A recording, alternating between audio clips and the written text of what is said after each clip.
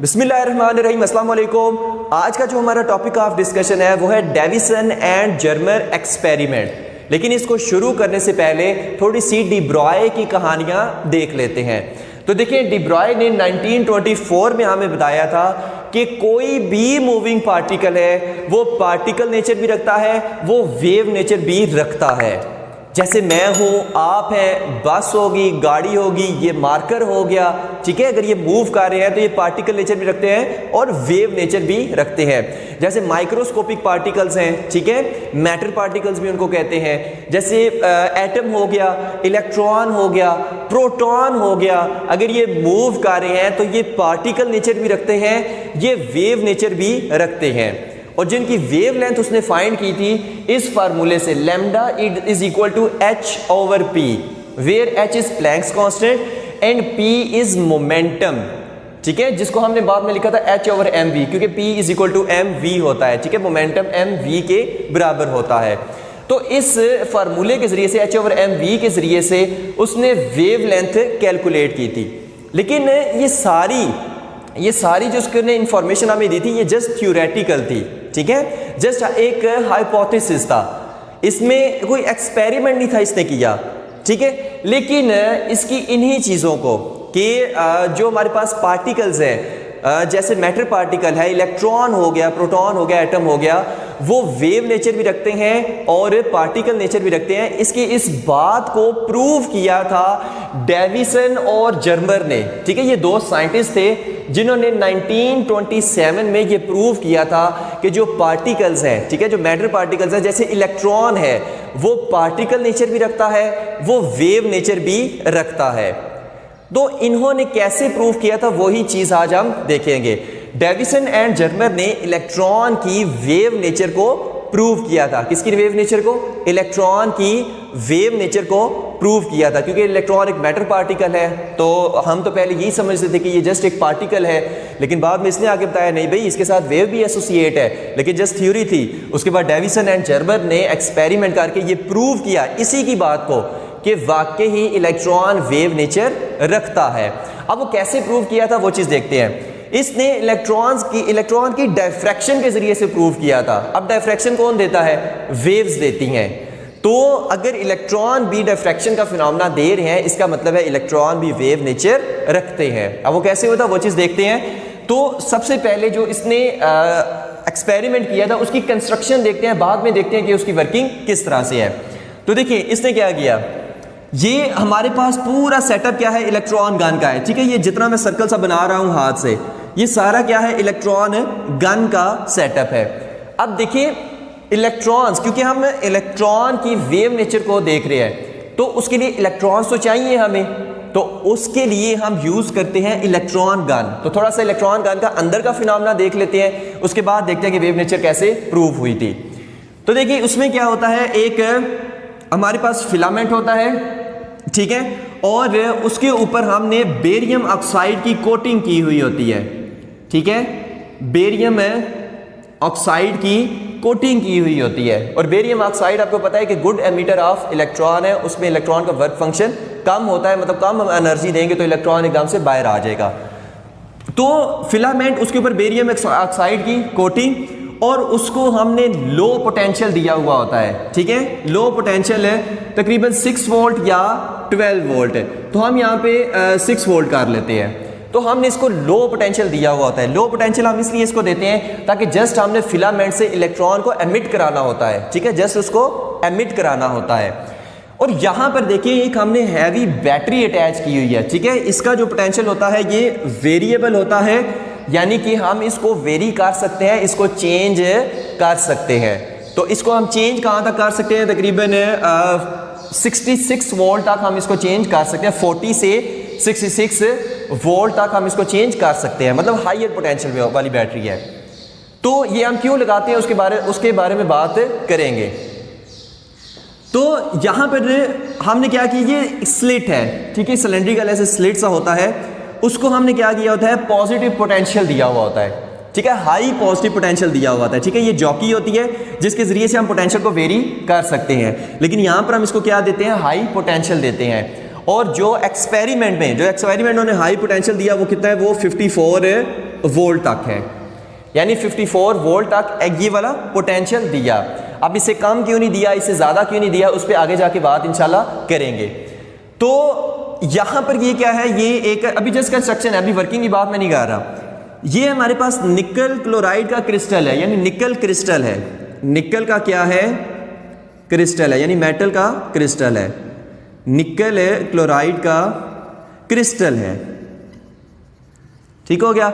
और ये हमने एक स्केल लगाया हुआ है, और स्केल के ऊपर ये क्या है, डिटेक्टर है जो आने वाले इलेक्ट्रॉन बीम को डिटेक्ट करेगा। तो अब हम देखते हैं कि इसकी वर्किंग किस तरह से है। यहां पर देखें कि फिलामेंट को हमने हीट अप किया, इसी हीटर वगैरह की मदद से बैटरी ज़ाहिर हमने लो पोटेंशियल किसके साथ लगाई हुई है।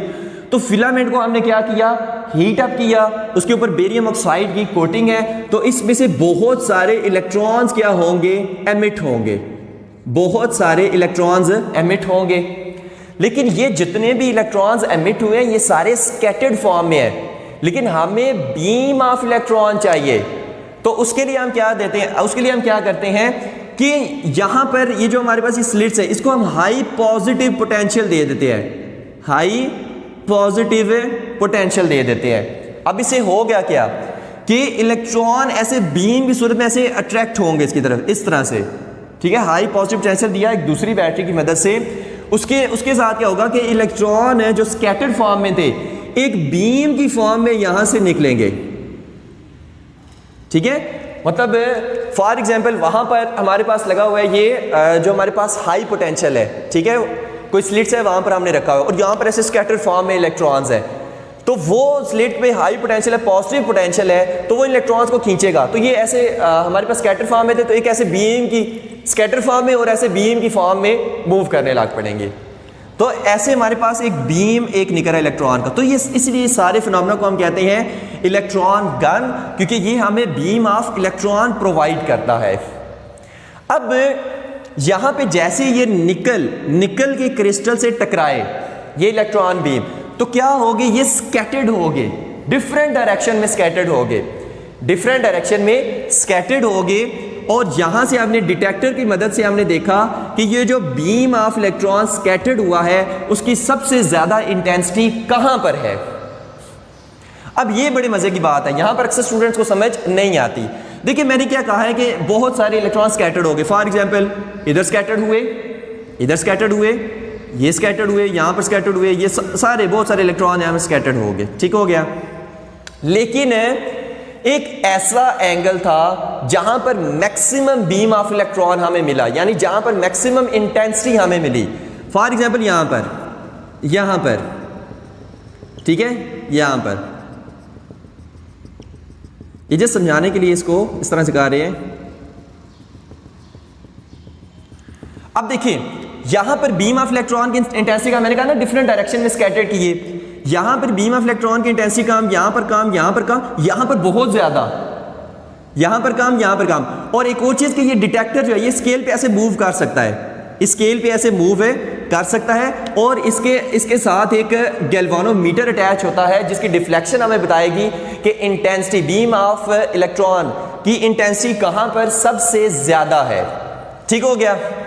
तो यहां पर देखें मैंने पहले इस डिटेक्टर को यहां पर रखा, मैंने कहा था ये ऐसे मूव कर सकता है, ये रेड कलर का, मैंने इसको यहां पर रखा, इंटेंसिटी इतनी ज्यादा नहीं थी, यहां पर रखा इंटेंसिटी इतनी ज्यादा नहीं थी, यहां पर रखा इंटेंसिटी इतनी ज्यादा नहीं थी। लेकिन जैसे ही मैंने इसको यहां पर रखा एकदम से गैल्वानोमीटर में हाई डिफ्लेक्शन शो हुई, यानी यहां पर इलेक्ट्रॉन बीम की इंटेंसिटी काफी ज्यादा है। तो वो जो एंगल मैंने नोट किया, यहां से मैं थोड़ा सा रेस कर रहा हूं, वो जो एंगल मैंने नोट किया कि 50 डिग्री पर मुझे maximum intensity of beam of electron मिल रही है।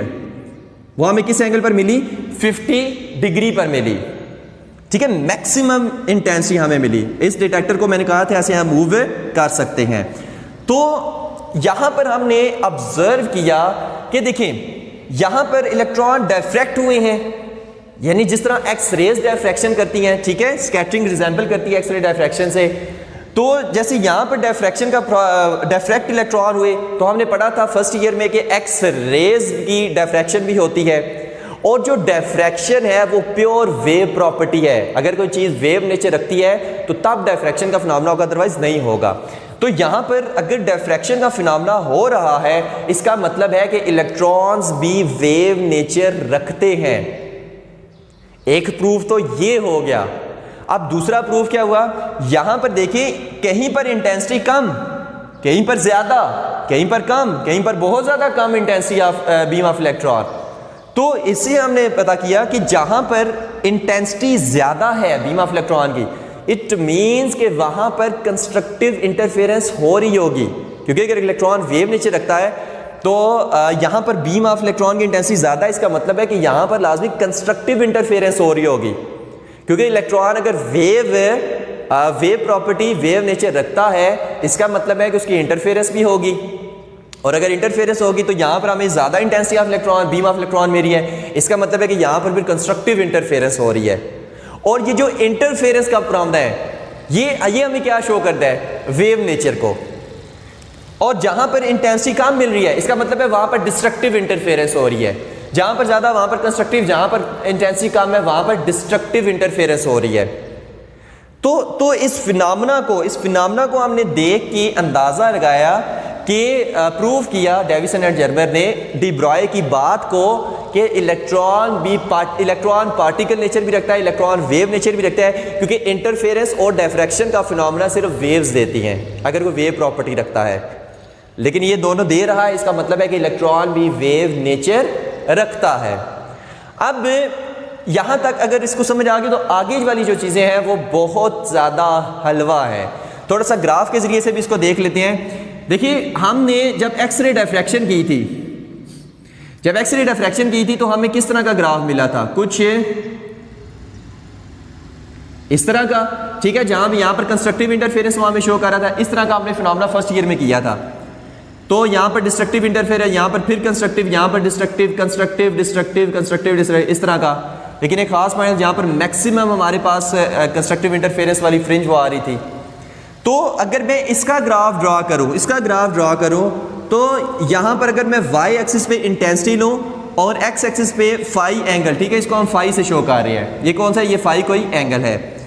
तो यहां पर मैंने देखा अगर मैंने 10 डिग्री, 20, 50, 60, 70 डिग्री, कोई भी बहुत सारे मैंने एंगल्स ले लिए, तो मैंने देखा कि जो 50 डिग्री पर है वो मैक्सिमम इंटेंसिटी हमें मिल रही है, 50 डिग्री पर हमें मैक्सिमम इंटेंसिटी मिल रही है। और अगर इससे ज़्यादा एंगल बनाएंगे तो इंटेंसिटी कम होना शुरू हो जाती है।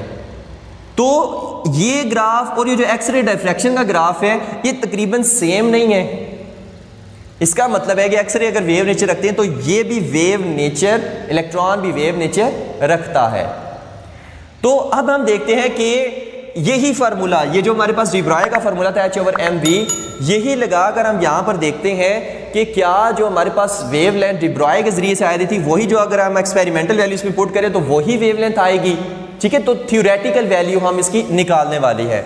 उसके आगे और भी इसकी मज़े की चीज़ें आएंगी। हमारा डस्टर कहाँ गया, तो इसको भी मैं थोड़ा सा रेज करने लगा हूँ क्योंकि हम अब थोड़ा सा मैथमेटिकल की तरफ चलने लगे हैं। यहाँ पर थोड़ा सा इसको भी रेज कर दें, ठीक हो गया। तो अगर डी ब्रॉय की इक्वेशन क्या थी, lambda is equal to H/mv। अब यहाँ पर देखिए H क्या है, कांस्टेंट है, मास ऑफ इलेक्ट्रॉन कांस्टेंट है, वेलोसिटी वेरिएबल है, ठीक है, वेलोसिटी को हम चेंज कर सकते हैं पोटेंशियल देकर। और एक और चीज़ कि हमने 54 वोल्ट क्यों पोटेंशियल दिया है। देखिए अगर हमने 54 वोल्ट से कम पोटेंशियल, मतलब मैंने 20 पोटेंशियल दिया, 30 दिया, 40 दिया, तो 20 और 30 वोल्ट पर मैंने देखा कि इंटेंसिटी, ये जो इलेक्ट्रॉन स्कैटर हो रहे हैं इनकी इंटेंसिटी में कोई खास फर्क नहीं आया।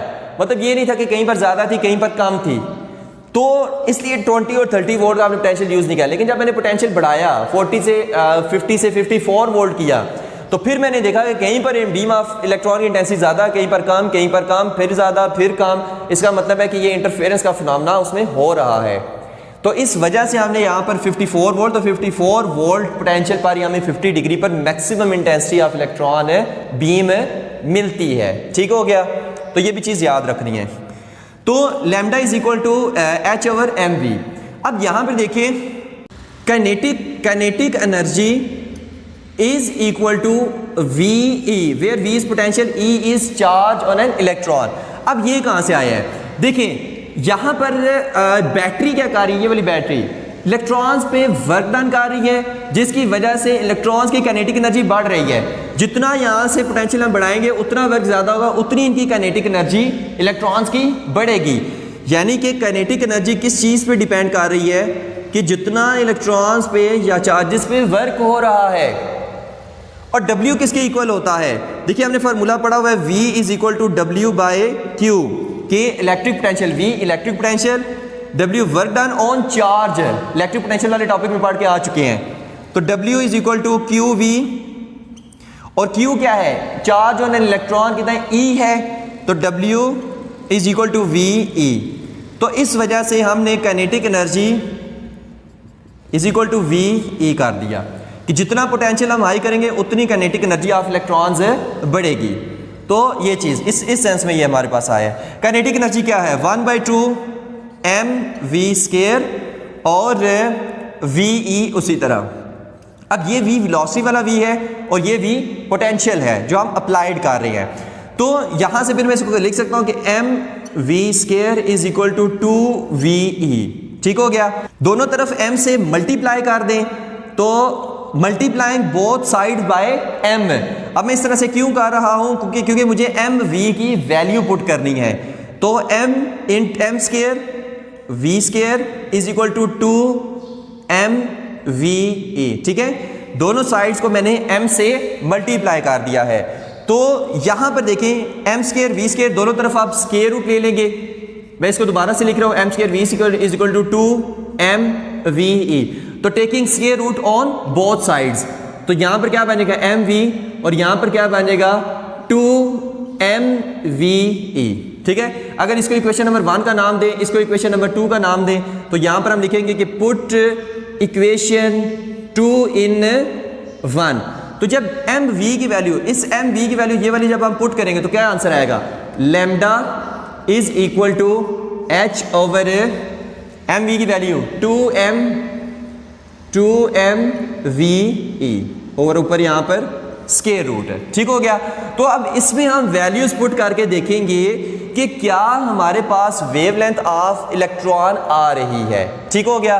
तो जब वैल्यूज पुट करते हैं तो वो वैल्यूज पुट करके देखते हैं। Lambda is equal to h की वैल्यू कितनी है? 6.63 इंटू 10⁻34 जूल सेकेंड।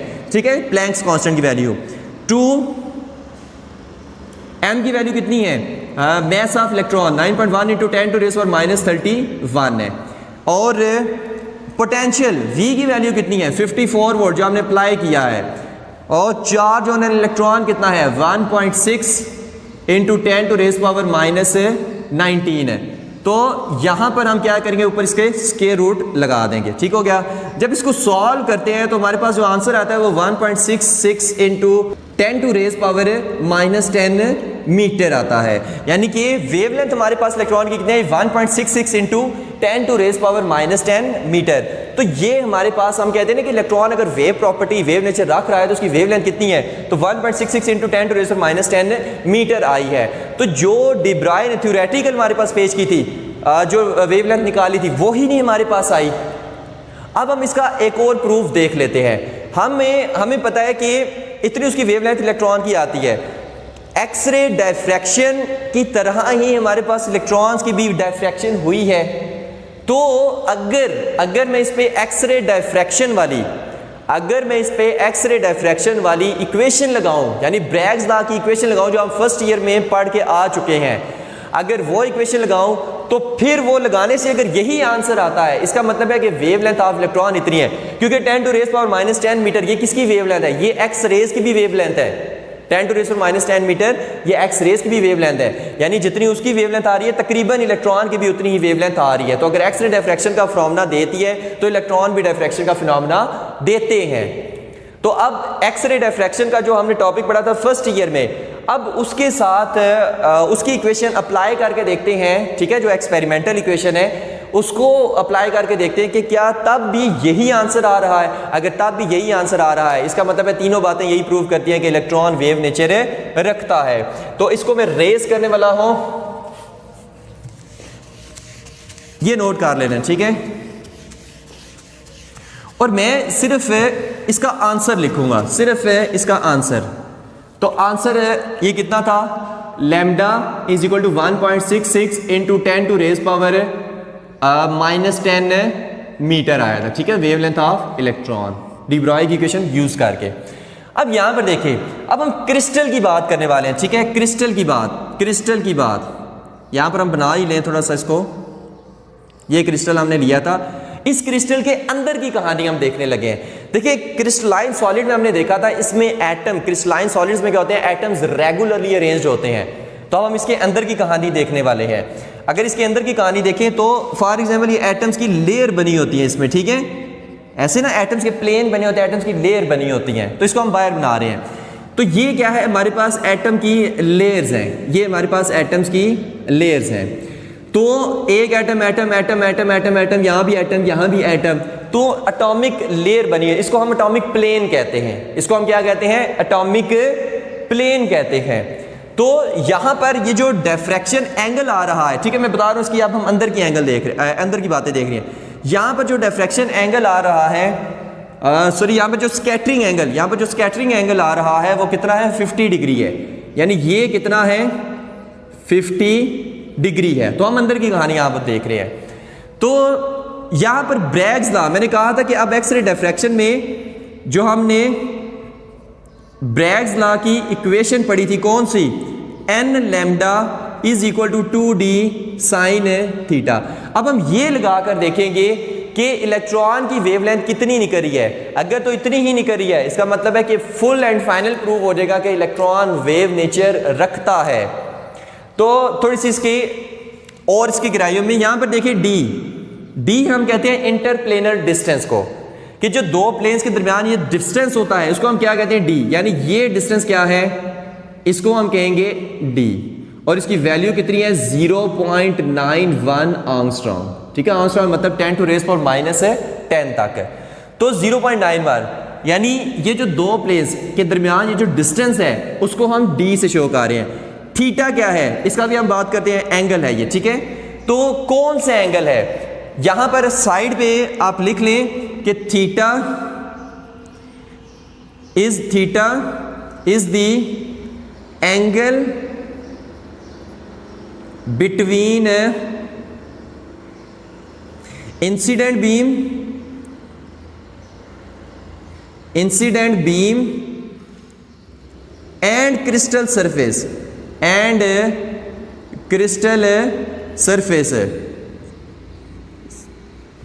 ठीक है। Theta is the angle between incident beam and crystal surface. अब सॉरी, इंसिडेंट बीम या स्कैटरिंग बीम दोनों एक ही बातें हैं, ठीक है, दोनों के साथ एक जैसे ही एंगल बनेगा। तो इंसिडेंट बीम और क्रिस्टल सरफेस के दरमियान एंगल कर लें, या स्कैटरिंग बीम और क्रिस्टल सरफेस के दरमियान एंगल कर लें। बताते हैं किस तरह से होगा ये। तो यहां पर देखिए, अगर हम इसको अगर हम डिस्कस करें तो आसानी के लिए, तो ये हमारे पास डिफ्रैक्टर है, ये वो क्रिस्टल है, और ये हमारे पास यहां से जो बीम ऑफ इलेक्ट्रॉन है वो स्कैटर हुआ है, एंगल 50 डिग्री है।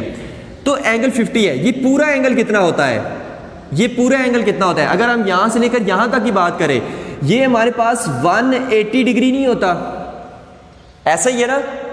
तो phi is equal to 50 degree है, सही है, 180 डिग्री होता है। तो अगर हमसे पूछा जाए कि ये वाला एंगल कितना है या ये वाला एंगल कितना है, तो आप क्या कहेंगे, ये वाला एंगल कितना होगा, 65 डिग्री, और ये भी कितना फिर एंगल होगा, ये भी 65 डिग्री ही होगा। अब क्यों होगा, यहां पर देखें, 65 प्लस 65 कितना हो गया, 130 प्लस 50 180। तो जब हम इन तीनों को प्लस करेंगे तो आंसर 180 डिग्री नहीं आएगा, नहीं, पूरा कितना एंगल है, 180 डिग्री, जिसमें ये जो 50 डिग्री एंगल है ये किसके दरमियान है, इंसिडेंट बीम और स्कैटरिंग बीम के दरमियान है। और ये जो 65 डिग्री एंगल है ये किसके दरमियान है, ये इंसिडेंट बीम और जो हमारे पास क्रिस्टल सरफेस है उसके दरमियान है। और ये 65 इंसिडेंट बीम और जो हमारे पास क्रिस्टल सरफेस है उसके दरमियान एंगल है। यानी कि अगर यहां से हम देखें तो ये वाला जो एंगल है ये 65 डिग्री है, ये वाला जो एंगल है ये 65 डिग्री है। तो हम यहां पर ये वाला एंगल लेंगे 65 degree. Phi is equal to 50 है, लेकिन theta is equal to 60 degree है, इसको हम थीटा 65 डिग्री है, इसको हम थीटा से डिनोट करेंगे। ओके हो गया। तो अब हमारे पास तीनों चीज़ें आ गई।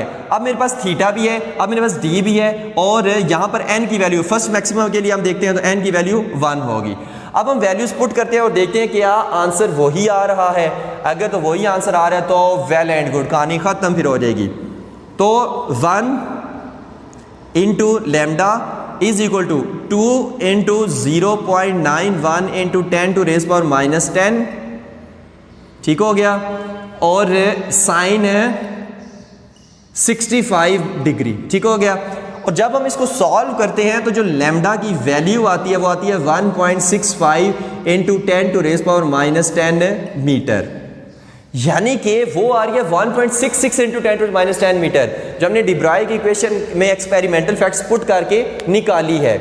और यहाँ पर जो हमारे ब्रैग्स लॉ, ठीक है, जो एक्सपेरिमेंटल ये हमारे पास रिजल्ट्स हैं, ये थ्योरेटिकल हैं, ये एक्सपेरिमेंटल है, ये थ्योरेटिकल, ये एक्सपेरिमेंटल। जो एक्सपेरिमेंटल रिजल्ट आ रहे हैं वो भी थ्योरेटिकल रिजल्ट से रिजेंबल कर रहे हैं। इसका मतलब है कि इलेक्ट्रॉन वेव नेचर रखता है। तो देखिए, जब हमने lambda is equal to H over M V किया डी ब्रॉय इक्वेशन में, तब भी हमारे पास यही आंसर है 1.66 इंटू 10 टू -10 मीटर। और जब हमने एच ओवर एम वी में एक्सपेरिमेंटल फैक्ट्स पुट किए, ये भी थ्योरेटिकल रिजल्ट ही है, तो तब भी हमारे पास आया 1.66 इंटू 10 टू -10 मीटर। और जब हमने ब्रैग्स लॉ एक्सपेरिमेंटल फैक्ट्स, जो हमारे पास ब्रैग्स लॉ की इक्वेशन है एक्सरे डिफ्रैक्शन की, उसमें जब हमने पुट किए तो तब भी हमारे पास यही आंसर आया। इसका मतलब है कि इलेक्ट्रॉन वेव नेचर रखता है। तो ये प्रूव हो गया। तो जो सारी कहानियाँ, ये सारा कुछ हमने यही चीज़ प्रूव करने के लिए ये सारी कहानियाँ दोहराई हैं। तो ये था हमारा आज का लेक्चर। होप्स हो कि आपको सारा समझ आ गया होगा। Thank you very much. अल्लाह हाफिज़।